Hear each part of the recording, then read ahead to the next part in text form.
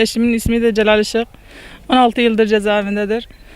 Batman'da 3 yıl kaldı cezaevinde. Sonra Diyarbakır'dan, işte sonradan Tokat'tan. Sonra Tokat'a 4 yıl falan kaldı orada. Yani bayağı gerçekten de eziyet çektik. Yolda kaldık, karda kaldık. Yani kaza geçirdik. Yani bir ay yatakta kaldım. İşte yani sonradan buraya getirmişler ama buranın şartları da gerçekten çok kötüdür. Yani sürekli geldiğimiz zaman yani böyle çok pis arama ediyorlar, taciz ediyor. Bizi çok çektirdiler yani bu kadın.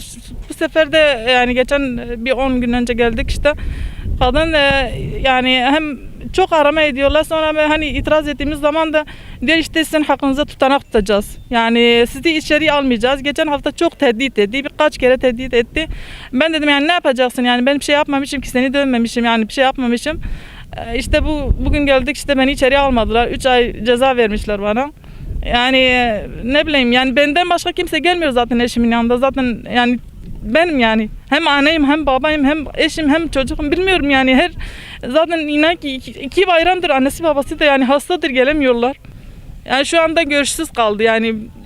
Dün telefon açtı, dedi işte görüş var. Yani işte geldik, bugün böyle oldu yani, bilmiyorum artık.